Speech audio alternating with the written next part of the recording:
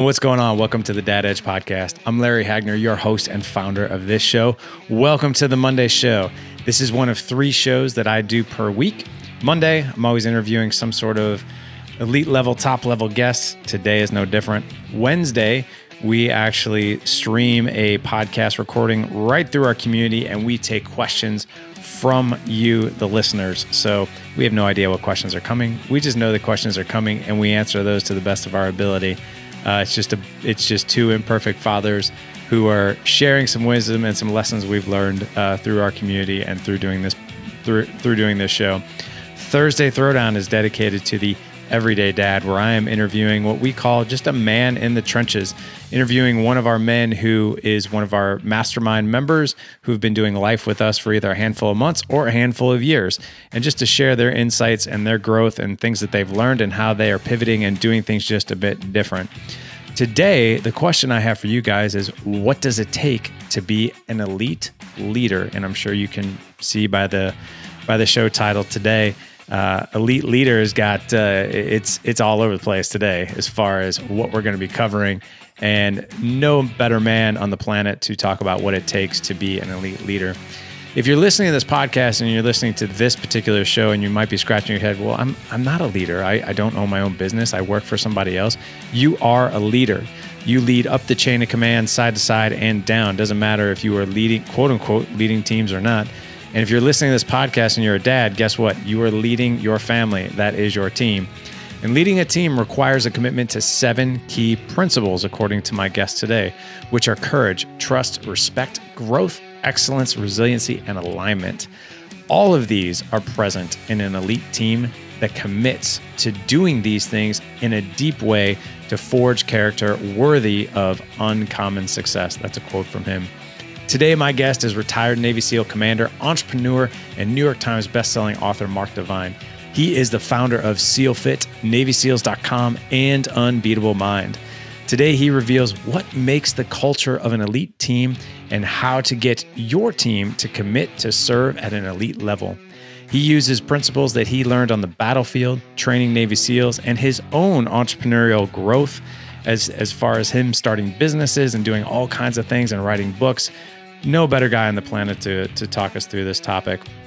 Mark knows what it means to lead elite teams and how easily a team can fail by breaching these 7 commitments. Hey, before we get started on today's show, one big announcement about our Dad Edge Summit. This is our 3rd annual Dad Edge Summit. Obviously, there's been a pandemic in the world. Our Dad Edge Summit always will be the first week of June. We unfortunately we are not going to cancel that, but unfortunately we do have to push it off to October 1st, 2nd, and 3rd. We have about 75% of the seats already taken. If you want a spot and you want to come join us, go to gooddadproject.com/summit. It's going to be an unbelievable experience.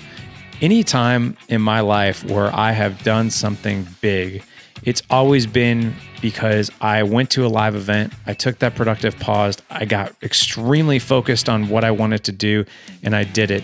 In fact, you might be surprised to know that I've known Mark Divine, our guest today, for years. And in 2015, I went to his Unbeatable Mind retreat, and it was probably one of the best experiences that I've ever been a part of. It was actually in that retreat that I got razor focused and I launched our mastermind program back in 2016. And the game has changed ever since. It's completely shaped and helped men literally across the planet, me included. And anytime you do that, anytime you take a productive pause, get really focused on what it is you want to do, your purpose and your direction, it's amazing what things will happen the following year. Anyway, on to the show, guys. Enjoy my guest today. Commander Mark Divine, welcome back, my friend. Hoo-yah. Thanks so much for having me. Yeah, appreciate it. It's always an honor to speak with you. Back at you. So I believe this might be round 4, Mark. It might be. I think it's round 4. Right. We're repeat offenders here. It's fun because every time we check in, it's like, I love to see the growth of you and your business and even your little podcast studio there. Love the logo. Look at that Spartan helmet with a knife sword, behind it. Cross swords, actually. It's killer. Thank you very much. I think I shared this with you. It's actually been right at about a year that I was in your studio, and Mason, my 12-year-old, he and I were there. And I remember sharing this story with you, but I think I did it more briefly. I really attribute this entire movement and mission, a lot of it is to you, because I will never forget. I can't remember what book I was looking to buy, but I went on Amazon, and I remember going to Amazon and I saw Unbeatable Mind for the first time. And I was like, what is this? And I remember picking it up and reading it, and then reading it again and again and again, then buying it on audio and listening to it over and over. And I remember like being outside mowing my grass, and I'm just like, oh my gosh, like I feel like the floodgates just opened of everything that I've been really searching for as far as answers out there, as far as mindset goes, fear and courage and everything else. Like it all made a lot of sense. And it was really that year, it was 2014 and 2015-ish, that I was like, you know what? I'm going to do this. I'm going to move forward with this, and I'm going to do it. I'm going to stare the fear wolf in the eye, get the courage to do this. And a lot of it's due to you. So I thank you for that. That is really cool. I appreciate you acknowledging that. Yeah. You bet. That's cool. That means a lot. Yeah. And I see you're wearing the SEALFIT shirt today. Yeah. Yes, sir. Yes, sir. We got to be SEALFIT when we're under lockdown. I mean, this is such an interesting time for all of us, right? And a lot of people, use opportunities or situations like this to kind of shirk away from, because the gym's closed, or the yoga studio's closed, or the martial arts studio's closed, or, and so they don't do anything. And now they're eating more and drinking too much. And it's time to do the opposite, right? It's time to step up and get SEALFIT mentally and physically and emotionally, and come through this stronger. And I think it'd be fun to talk about some of those things, today, how to do that and why. Yeah, exactly. We actually started promoting your program, the 30 days that you can pretty much do at home, the body workouts. Yeah, the body weight training. Yeah. The body weight training. So we call it SEALFIT Boot Camp. Right? Yeah. The cool thing about SEALFIT as well is you don't necessarily need, an entire gym arsenal, right, at your disposal. You can do these, like a lot of the workouts we do in our garage, with some pretty basic things. Yeah. Yeah. And we've created a whole new body weight program, and also just a sandbag kettlebell. We have a sandbag kettlebell. You just throw some sand in it. And so there's an amazing amount of work you can do with a simple tool like that.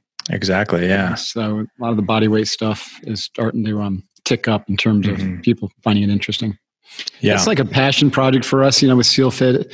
And we've talked about this before. Like it's the petri dish that all of the Unbeatable Mind philosophy was built, out of, or grew out of. And our core business now is Unbeatable, and it's corporate training and, leadership development and team building. And we have certified coaches. We have close to 300 certified coaches now. That's unreal.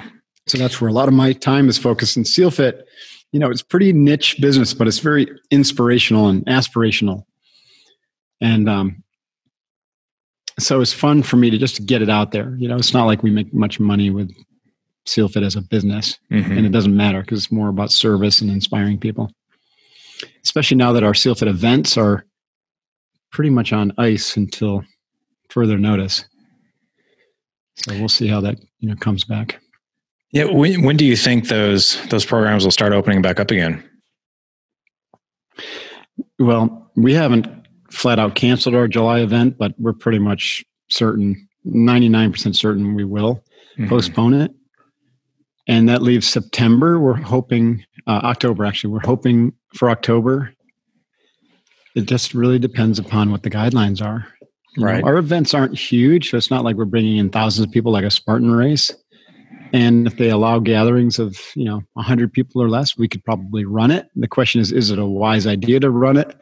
I don't know. We can talk about that later on too, about the virus itself and the risk factors involved. I think it's extraordinarily low for the population of individuals who would run or something like SEALFIT or challenge themselves with something like SEALFIT. So I don't think anyone would be at risk. It's just more of a perception issue as to whether perception-wise it'd be good for us to run it or not. Right. Yeah. So if we don't do October, that'll be March of 21. Okay. Yeah. Well, it's good to know that they're coming back. That you'll be beating people into the ground and having them meet themselves. Right. Right. But we may do fewer events. we're considering even live streaming the Kokoro. Really? Think about how cool that would be. Like if you have family, friends, or you're just like curious. And so just to live stream the whole thing. And then, you could even have audience input, you know what I mean? Like, well, that guy, Larry, is an amazing teammate. You need to promote him to squad leader, or Joe over there is what a turd. You know what I mean? Invite him off punishment mountain because he doesn't belong there anymore. I think it would be really fun to do that, actually.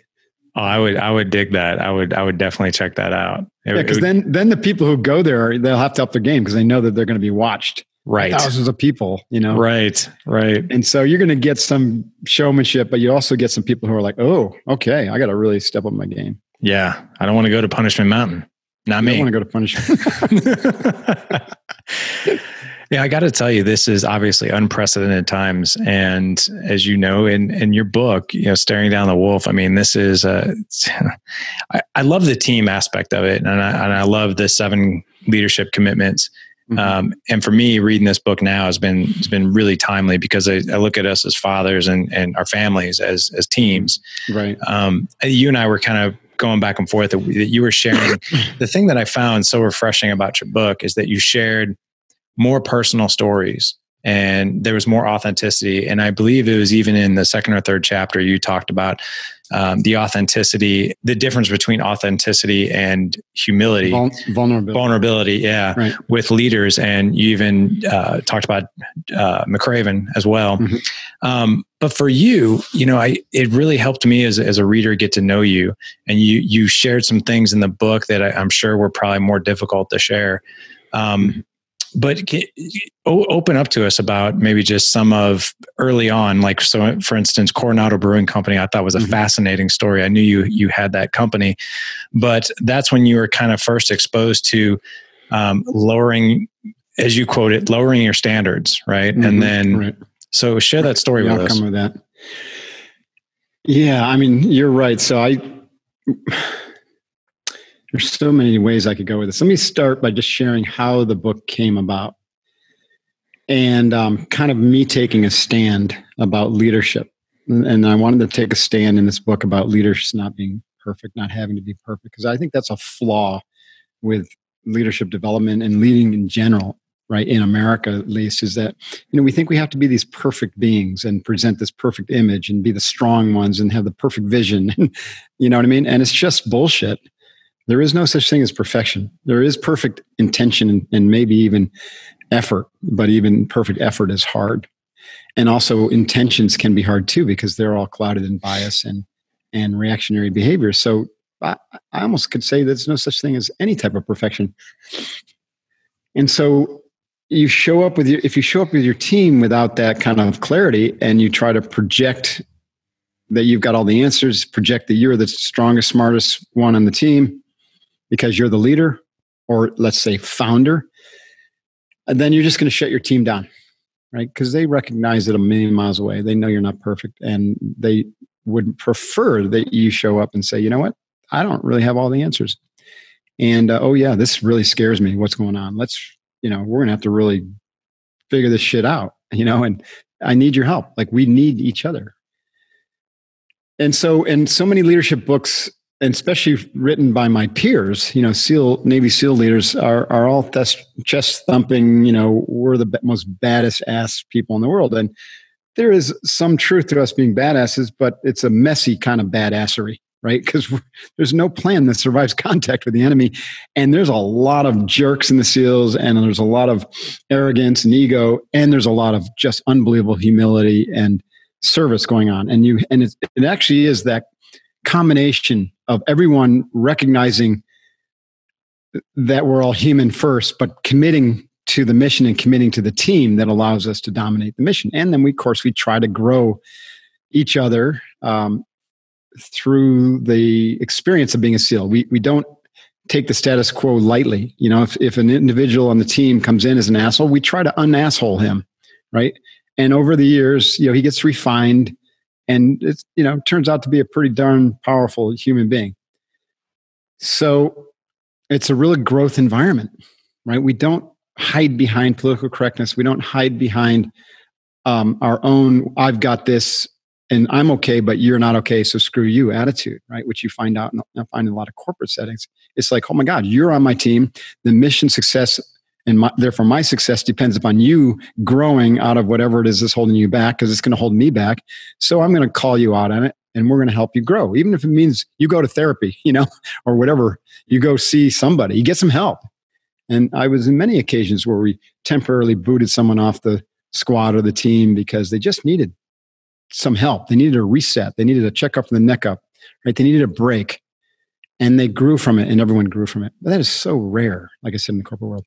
I went a little off on a tangent there, but that's kind of what I was thinking. It was going through my mind for the past year or two. And when St. Martin's, who was my publisher, came and asked me to write a Navy SEAL style leadership book, one of my, you probably got this from the book, but one of my issues is that I can never say no.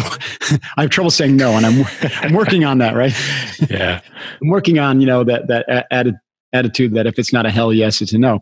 Originally, this wasn't a hell yes, but I said yes. And then after I said yes, I started working on it. And I literally had this epiphany in a meditation where I came up with the 7 commitments after a meditation, because I was reflecting upon the book. At the end of my meditation, I just went into my silence, into my mind gym, and then the 7 commitments just came out. They came through me, and I wrote them down. And I recognized that these are really powerful, the way these things work together: courage, trust, respect, growth, excellence, resilience, and alignment. And so I thought to myself, okay, in the past, I would write this book just by sitting down, pen to paper, but I was getting a little bit busier. This is 2 years ago, with all my, stuff going on, growing the business and speaking and family. So I decided to hire a writer who could interview me and get a first draft done, which is a pretty common practice. It didn't work great for me, but a lot of good came out of it, right? So I concocted each chapter, and so I had like a 5 to 6 page document for each chapter, and so I had stories that I wanted to tell and all the basic principles. And then I had, a couple hour conversation on each chapter, and then he would turn around the chapter. And when he did that, it was good work, but it just wasn't my voice. And so I ended up rewriting every single word in it. But it gave me something to work with. And it's easier to edit, even though most of the work in building a book is in editing. It's not in writing the first draft. Mm-hmm. And very few books, had any of the words of the first draft left in them by the time you get out there. If you ever read any of Stephen Pressfield's work, like War of Art, or the way he talks about writing, and it's true. By the 7th draft, there's nothing left of the original. But oftentimes the original is like giving birth, So there was a bit of birthing in the conceptual aspects of getting this first draft out there, but then I needed to start rewriting it. And toward the end of that project, the first phase of that project, the editor / support writer sent a draft back that had a suggested title. And I was calling the book The 7 Commitments That Forge Elite Teams, which is now the subtitle.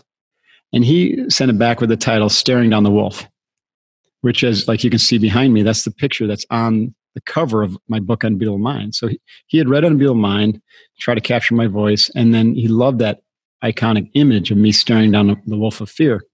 So he put this title out there, and I was like, whoa. It's like, I love that title. But how the hell am I going to write this book with that title, right? Because that title means something very specific. And if I'm using the title that suggests you got to stare down the wolf in order to fully live these 7 commitments, then I've got to have almost I need to have the juxtaposition to all these great stories, these exemplars like Admiral McCraven and Olson and, Marcus Luttrell and the founder of SEAL Team 6, Demo Dick Marcinko. I put those guys out there as exemplars of how to lead with courage, how to lead with trust, how to lead with respect, and then what all that means, the nuances. And so I had all that part done, but then I'm thinking to myself, this is not what that's only half the equation.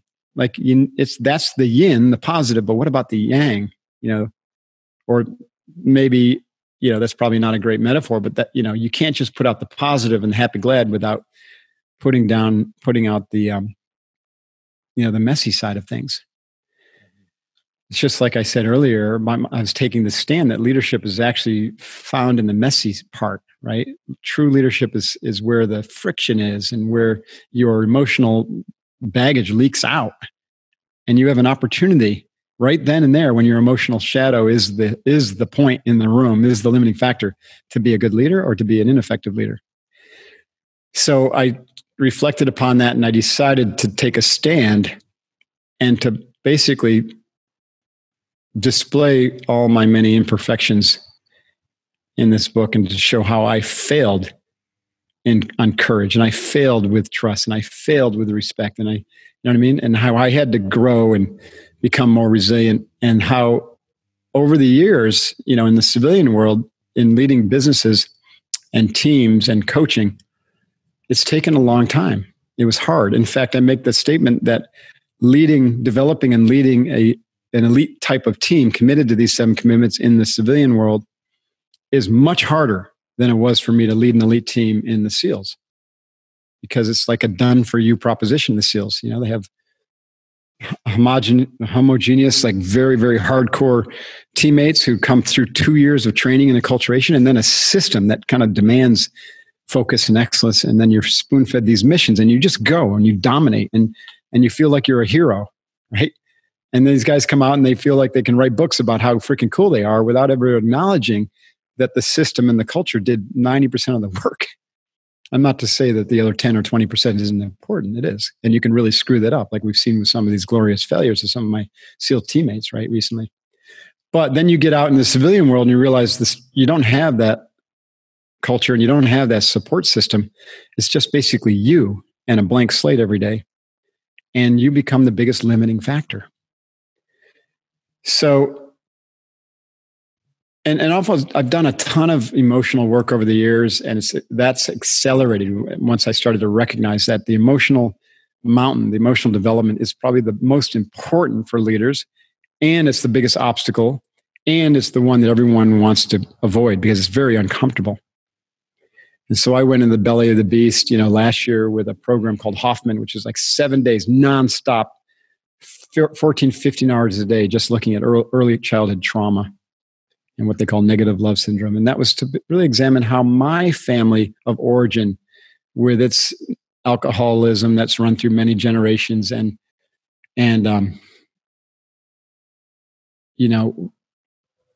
dysfunctional, aggressive behavior, and a great group of people, by the way. I love my family and they're a lot of fun and everything. But, what that does to you in your formative years is, it's powerful. And even in families that think they're perfect, like how many times I used to think I had a perfect family until I, forced to take a look at it. And they're, like I said, they're great people. They're perfect in their imperfections, but it has an impact on you. So whatever form of perfect your family was, guess what?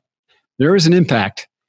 And out of that comes things like, for me, it was perfectionism, the need to be the golden child, and overachievement, and that was all to mask a feeling of incompetence or unworthiness, because there was a lot of anger and things in the household that as a 0 to 3-year-old child is just incapable of handling, right? And so they take it on as their own shortcoming, and that's just normal.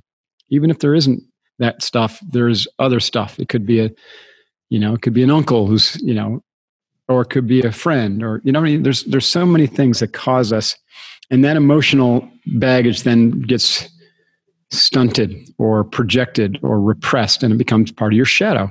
And so this is well known, like it's no mystery here. But most leaders don't investigate their shadow because A, they're too busy, B, it's scary, C, they don't have time, or that's for girls, or they just don't do it. You go to a therapist if you're seriously broken. And I've been saying for a while to my coaches or to my clients that, that's not true at all. Actually, you got to look at emotional work just like you look at getting a physical coach for your physical training, or a nutrition coach, or a leadership coach, right? And it might be the most valuable coach you have. And now a lot of, like our coaching program in Unbeatable Mind, we cover the emotional mountain. We don't consider ourselves therapists, and we don't put ourselves out like that, but we do a lot of emotional work. And I know you do as well with your Dad Edge programs. It's really where the rubber meets the road. Anyways, I'll stop there because I really don't know if I answered your question, except to summarize by saying I really had to come clean that I wasn't perfect, but I can still be the badass Navy SEAL that I am in spite of all those imperfections, and because I'm working on it. You know what I mean? I'm getting much better at the emotional side, much better at the communication, much better at confronting my own codependence and, saying yes to too many things. And so I've got practices around that. I've got insight meditations around it. I've done work with seminars like Hoffman and others, and I meditate every day, right? And so I'm getting stronger, and I believe that I'm now an expert at both building and leading elite teams, which I think is one of the hardest things to do in the world, because we're dealing with human beings who are imperfect. Yeah, I'm glad you went in the direction you did, because as you reflect back on all the things that you've done, Mark, all the books you've written, the things that you've developed, becoming the man that you are. And I know that, obviously your childhood wasn't picture perfect, right?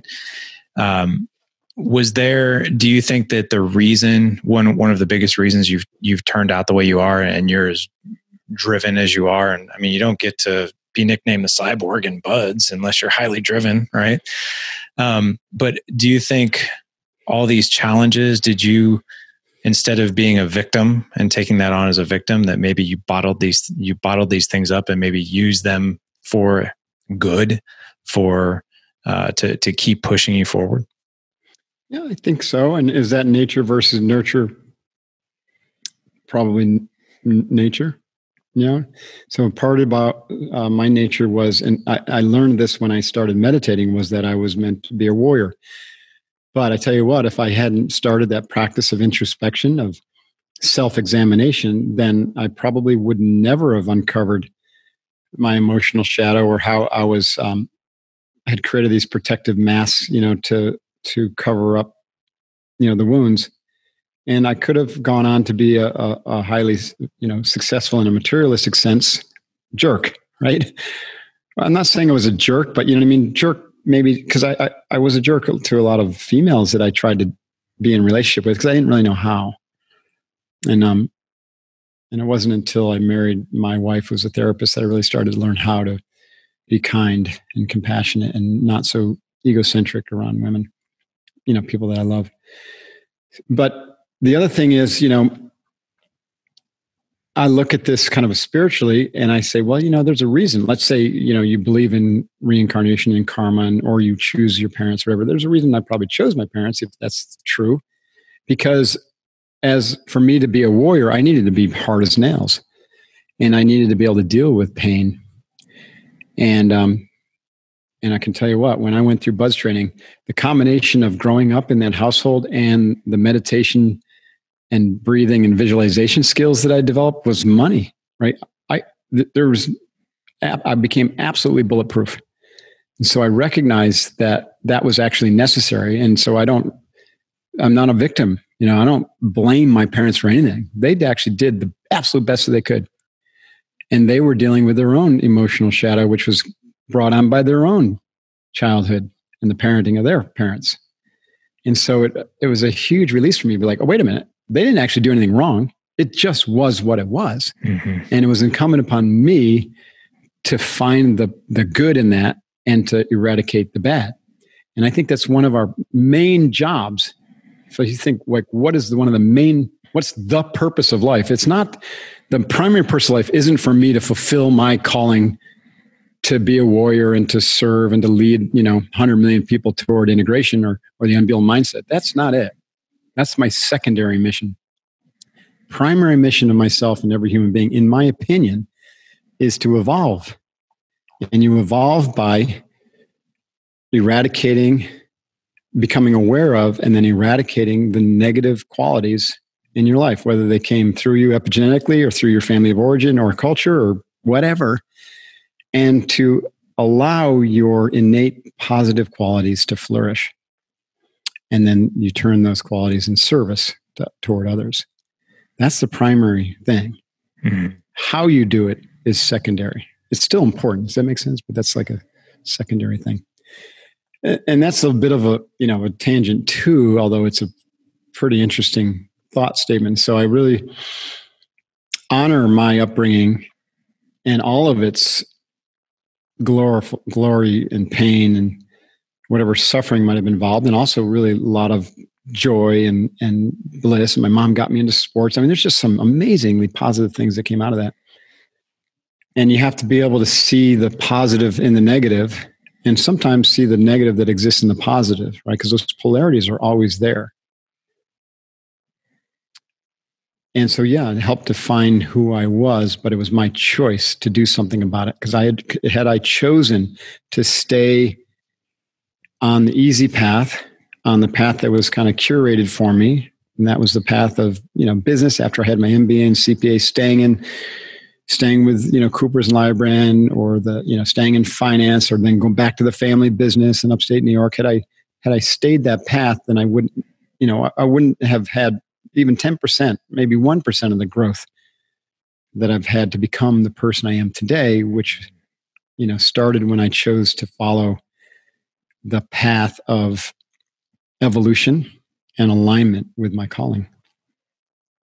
It reminds me. Do you feel similar things going on in your life? Like you talked about 2014 being kind of a watershed year, and maybe me or the book being a little bit of a wake-up call. But since then, what I've observed is your growth has just accelerated. Thank you. Yeah. My childhood and yours was, I don't know all the details, but they were probably somewhat similar. You're raised with a lot of crazy things going on. And the thing that one of the stories that really resonated with me in Unbeatable Mind was the story of the two brothers that was raised by the same father, right? And both had the exact same reason why they turned out the way they did. One lived a amazing, fulfilling life, and the other one was a victim. And they both had, I had no choice, you see. My father was an alcoholic who always yelled at me and beat me and yada, yada. So I had no choice. And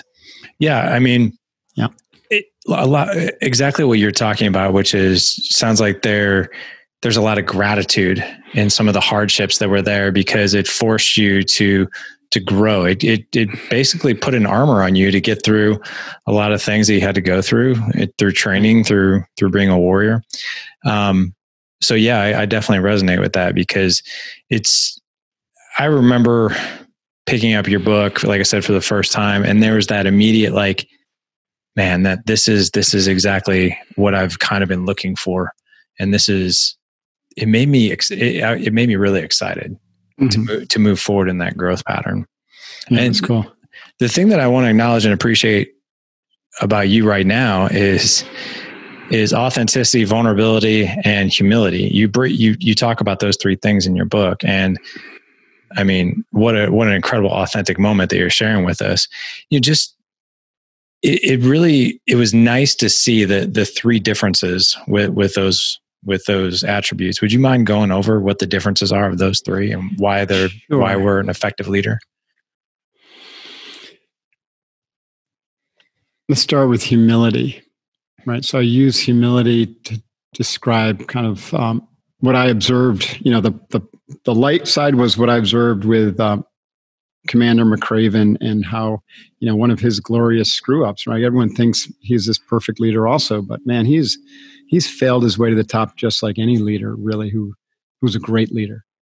And one of the failures that I saw was at SEAL Team 3 when he was at Morro Bay up in California coast, and these booming surf comes in, and he's out there checking on the boat crew, one of the small boat crew team, the SWIC teams, and they're going to go through the surf zone. And he's like, wow, that's big surf. And they're really confident. They convinced him they could do it. So he said, okay, I'm going with you. So he was going to lead from the front. And they went up and over the first wave and slammed down, broke the hull. One of the teammates gets tossed out of the boat. The next wave come in. They have no choice but to gun it. They go up and down and up and over and flip this rigid hull inflatable boat, a $500,000 high-speed boat. And all the operators, like 12 to 14 operators, are thrown into the water. Many of them, concussed, and, it's just a disaster. And McRaven himself almost died. He was the senior man on that, right? He was responsible and accountable. And for a lesser individual, it would have ended their career. But what he did was like complete transparency about the fuck up, about his role in it, welcoming the investigation, because, in the military, everything's investigated like that with NCIS and internal stuff. Welcome the investigation. It was completely transparent and was very humble and transparent with how he handled the team, how he handled the families of those who were injured, and how he wasn't going to let this slow the team down or become risk averse, right? Because he recognized that SEALs need to be pro risk. And in fact, the whole reason he was okay with this team trying to get through the surf was that this is what SEALs are supposed to be able to do. And if we don't try, then how are we going to learn where the boundaries are? And so, he was very transparent, and the humility of showing up and basically admitting that he was wrong, admitting that he fucked up, admitting that he didn't have all the answers, but being clear about why he made the decisions that he made. And that it was for the good of not just this team, but also the whole SEAL force, right? And also then taking that even further and creating a learning process so that the team could learn from this. They could figure out how to get through dangerous surf, because we're going to have to do that in wartime, and to innovate different ways to do that. And also it led to the creation of the pipeline training for the boat teams, right? At the time, we didn't have that. We had the riverine force, and guys would come out of the fleet to drive these boats, and then put a SEAL in charge. And they were great guys, but it's not what the SEALs needed, and McCraven saw that. And so they created this whole new program eventually. It was a few years after, but it was tied to this incident. And they called it the SWCC program, Special Warfare Combatant Crewmen. It's like a BUDS program for the boat drivers, and they're part of the Naval Special Warfare community, the closed loop system now. Huge improvement. So all of that showed me just how this one individual, and then the principle of humility, which is built on transparency, on admitting your screw ups, but being also able to do that without hiding from risk, right? That's huge, because if you sit in your office and you hide from risk, or you make your team risk and you don't risk, or you hold everyone else from risk so they can't grow, they can't test, they can't innovate, they can't do new things, then you fail as a leader. And also the humility to know that sometimes it's not going to work out. And to not blame your team, not blame the weather, not blame somebody else. Just be like, I'm in charge and it didn't work out. It's my responsibility. What can we learn from this? And even if I lose my job, what can we learn from this? How can the team get better? How can I leave a better legacy? Right? And that kind of leadership, man, is really, really powerful. And it relates to authenticity, because humility and transparency are like hallmarks of authenticity. When I use that term, I mean just showing up as your true self, and not having one version of yourself who's, is at home with the wife and kids, and one version of yourself who's out with the boys, one version of yourself who's at the office, right? We call it, taking off the masks. And a lot of, like for leaders, like we talked about earlier, one of the big masks to remove is perfectionism or invulnerability, right? And pretending to be authentic when you actually are vulnerable and you are imperfect. And I also go into a statement about, I highly regard Brené Brown, the author, and her research on vulnerability and shame and guilt. And it's really powerful. It's a powerful contribution. But to be fair, between you and me, it speaks largely to women. That terminology speaks largely to women. And a lot of guys can be turned off by it, which is unfortunate, because then that's going to prevent them from going into the work to look at their guilt, shame, the things that they fear. I much prefer, and let me say another thing. A lot of guys fancy themselves and are warriors. I mean, they have to step into your sheepdog uniform, to really lead, sometimes to make tough decisions. And same thing with women. And so warriors definitely look at vulnerabilities and do what we call closing the openings. You close those openings. You shore up obvious weaknesses that make you vulnerable so that you can't get brought down by the next crisis like COVID, right? So for us, vulnerability is actually a weakness, whereas authenticity is a strength. Authenticity is essentially taking off the mask, recognizing how childhood trauma or how your emotional shadow is affecting others, and acknowledging that sometimes that shadow comes from deep-seated sense of shame, guilt, or other fear that's forged early in life. So even though the outcome of what we're talking about is similar, the language is important, like the type of language you use. So humility is a hallmark. Humility and transparency are hallmarks of authenticity, along with being able to admit your screw ups. And I guess that's kind of another aspect of transparency. And like being gratefully supportive of your team and not trying to take their glory away, So, and I've never heard the actual differences in all of those, but that when I was reading through your book and I had some of those aha moments, but they really came clear as you just explained it. So I appreciate that. I want to definitely get to alignment, especially with what we're facing now. But before we do that, I would love to hear, as you are raising your own kids, and how has authenticity, vulnerability, and humility served you in raising kids and being married?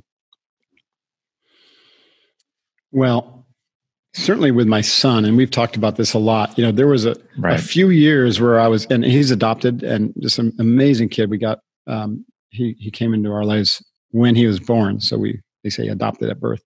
He's a Hawaiian. He's 25% Hawaiian. He's got some Cheyenne and Arapaho, a few other things like Portuguese, and then Texan, which of course is a country of its own. Right. At any rate, for many years, I did what my parents did, because that's what we do, right? And my parents, I don't mean the angry alcoholic part. I mean all the positive things. I got him into sports. And so I tried to get him into competitive swimming. I got him into karate. I even trained alongside with him, Boy Scouts, soccer, tennis, surfing. And over time, it just became clear that he just wasn't taking up any of those things. Like he did the karate up until like we had to test for our brown belt, when the instructor said, "Okay, Devin, now you have to fight another human being. You have to do the kumite. There's no option. You don't get past it unless you do it." Where all the way up to that point, he had just, he never came to those classes. He wasn't required to do it for the test. And I couldn't get him out of the car. I think he was like 14 at the time. And he smiles and looks at me. He goes, because I kind of finally just let my guard down. I said, "Devin," he goes, I get it. You don't want to do this, but so you don't have to do it. And he goes, "Thanks, Dad." He goes, "You just got to understand, I'm a lover, not a fighter." And that was like a watershed moment for me. Another moment, which a lot of dads would be like, "I can't believe you did this." But, Boy Scouts, like it's the second year of Boy Scouts, and we're going to go to the Boy Scout camping trip, right? And Devin didn't want to go, but I kind of convinced him to go or bribed him to go or, whatever. And I said, "Well, I'll spend the first night with you." And the den leader, whatever they call it, was a friend of ours. And so we go to this thing, and we kind of hunker down, and Devin's in his camp and I'm in my campsite. And he comes to me in the middle of the night, and he's like, "Dad, I don't want to be here." He says, "I just don't want to be here. Please take me home." And he's like begging me to take him home. And I'm like, "I don't know, let me go talk to Greg, the leader." And so I found Greg. He was actually outside, kind of like wandering around, and I guess it was in earshot of Devin. And Greg was like, just get in your car and go, right? Just leave. He'll be fine. This happens all the time. It'll be a rough day tomorrow, but then he'll realize he has no choice, and he'll be fine. It's kind of that tough love thing, right? And so part of me was like, yeah, that makes sense. I can do that. And then the other part of me felt Devin's heart when he just begged me. He's like, "This isn't my thing. I just don't want to be here." So I said, "Greg, I appreciate your words, and I'm certain that would probably work for a lot of kids, but I'm not sure that would work for Devin. So I'm gonna take him home." So we packed up our gear and we left. And to this day, Devin cites that experience. He goes, "You know what? One of the reasons I trust you so much is because you actually listened to me. And you didn't leave me there, at that Boy Scout camp." Right? It was a hard thing for me to do, because part of me was like, what if I had left him there? Would he be a harder person or more resilient because of it?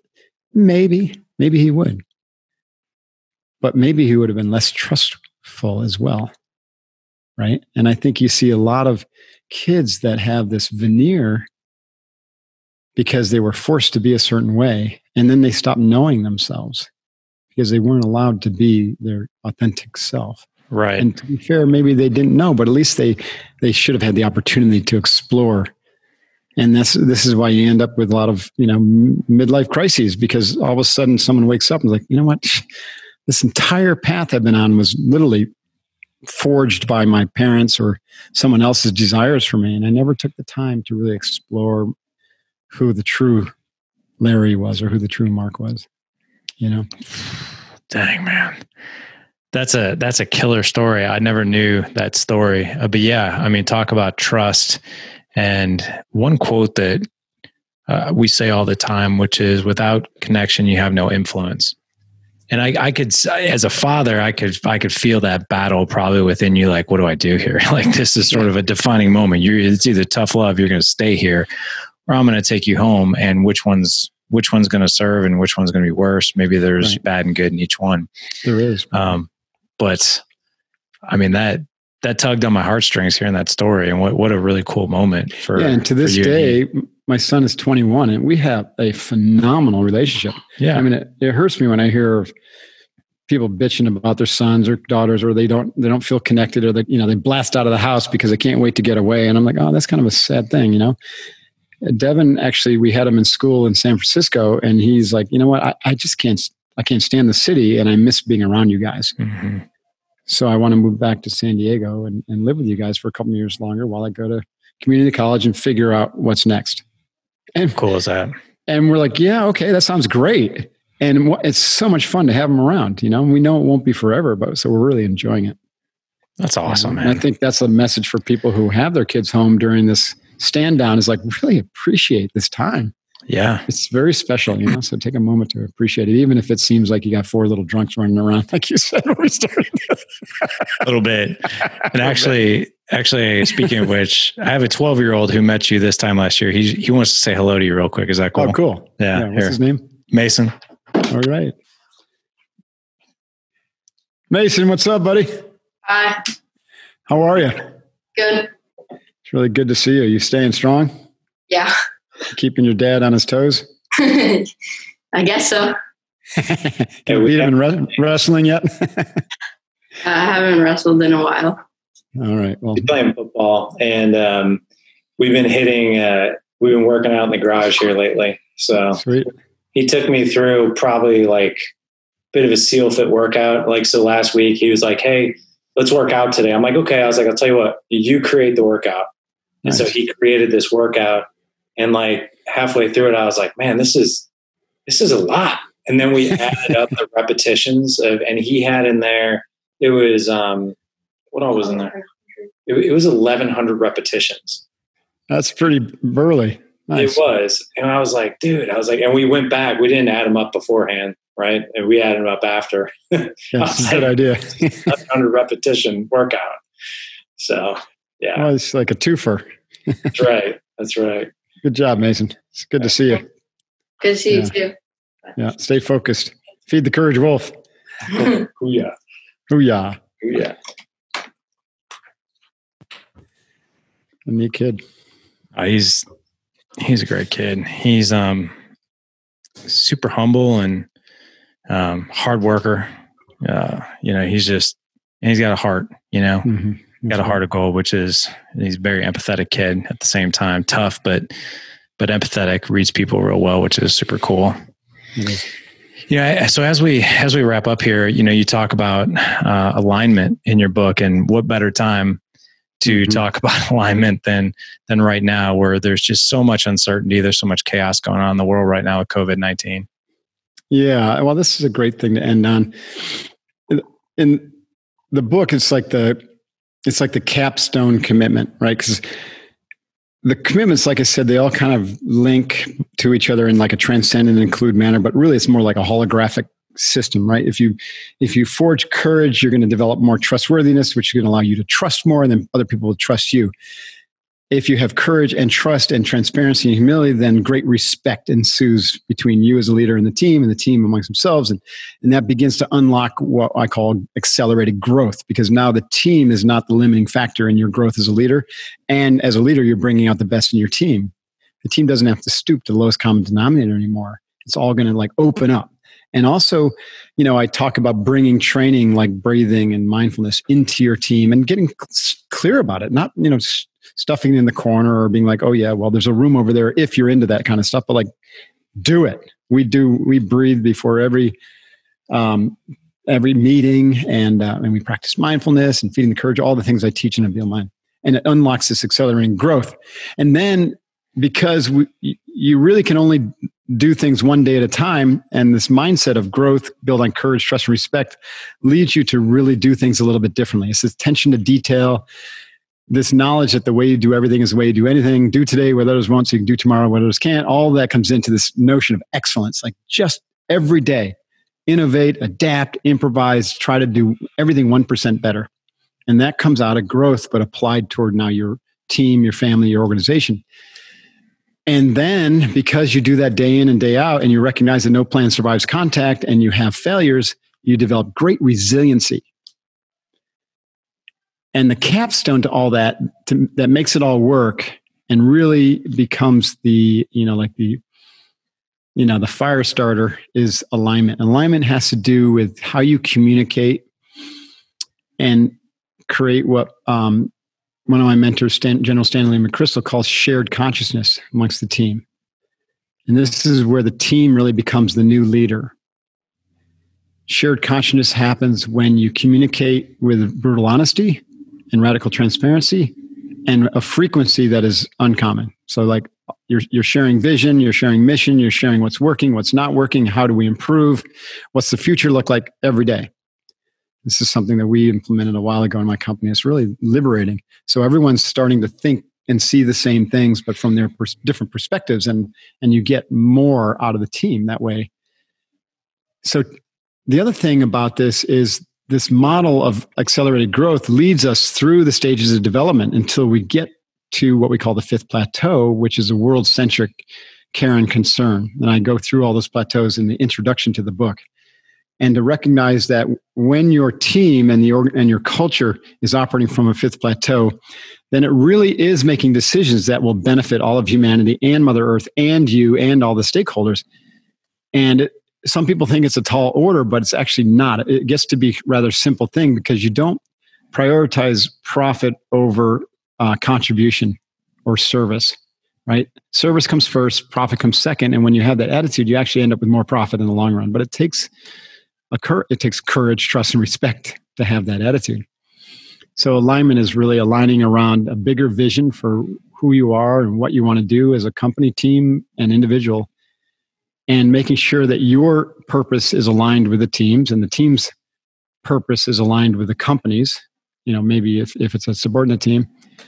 And all that alignment is communicated daily, and you're always fine-tuning when things are spinning off the tracks, or you're getting in front of it so things don't spin off the tracks. That's what alignment means. And I think it's really important that we think this way, especially this world-centric care and concern. As we come through COVID-19 and the economy comes back online, or aspects of the economy that are shut down come back online, is thinking, how can we do this better? How can we create a shared vision of the future that doesn't lock us back in the modes of thinking and patterns of behavior, and also rigid structures that were maybe harmful, of the past, right? I mean, we've shown how strong we can be, but also where the weaknesses are. So let's shore up the weaknesses and leverage the strengths and recognize the trends and move forward and create a new normal, one that's uncommon instead of common. That's what I think that we can all align around as a culture. And you and I can just be the bully pulpit. We can take our bully pulpit thought leader responsibility very seriously and really encourage people to start thinking this way. Yeah, as you reflect upon this experience with COVID-19 and lockdown and probably more time at home, what is something that Mark Divine's gonna keep that maybe wasn't there so much before, but maybe is there now? Well, I recognize how even though I teach people to not get distracted by the technology du jour, and so our iPhone and email and everything, that I was really getting distracted by it, And so my assistant actually called me out on this and called me a hypocrite for constantly checking my email and the news feed. And she removed email from my iPhone. And so that was step one. And I recognized how much I was uselessly checking it, and it didn't matter. Nothing was there that I didn't need. It was just a habit, a pattern. And so I think that that's just an example of my point, is that how many things that kept me distracted. So one was kind of the iPhone/email kept me distracted. The other was all the travel, right? And by saying yes to too many speaking engagements and commitments, and some of these were, just I didn't need to say yes to. I was, always on the road. And by doing that, it was taking away from my training, my meditation, my family, me being able to think more about the future of the business and have conversations like this. So as I come out of this, I'm going to continue, actually go deeper into not having my phone and email around. I'm going to create a pattern where I have a week of busyness, meetings, podcasts, this, and then a week of writing, deep work. And I'm going to work with that pattern and see how it goes for 6 months to a year, week on, week off. But week off is not me taking vacation. It's just be thought work, writing and stuff, which it's hard for me to do when I'm so busy, right? And in those weeks off, I'm not going to have my phone around, right? I'll check email, once or twice a day, but I'm not going to have the phone next to me, because the jury's out how distracting it is, and how it just erodes your attention over time. Sure. So those are two things. There's others, but those are the two big ones from a structural perspective that I'm going to, stick with and even go deeper into. I like those patterns. I like that pattern of week on, week off. And I don't know, man, you might want to be careful with checking that email twice a day. Your system might have it out for you, if you do that. She'll remove email entirely from my life. Right. I will be in that cave. My email autoresponder says, if you're trying to get a hold of me, don't bother. I'm in a cave in Tibet or the Himalayas. Have you ever seen that autoresponder? I saw that one, but the one that I remember the most was the Yoda one. Yeah. Right. You were on Dagobah or something in exile. I can't remember exactly how it was worded, but I was hysterically laughing. I was like, oh my gosh, this is priceless. So, but yeah, well, just so everyone can find you and your book, obviously on Amazon, but other platforms, just maybe share with us where men can connect with you and what you're most excited about as far as things that, resources that you have available now, even online. Thanks.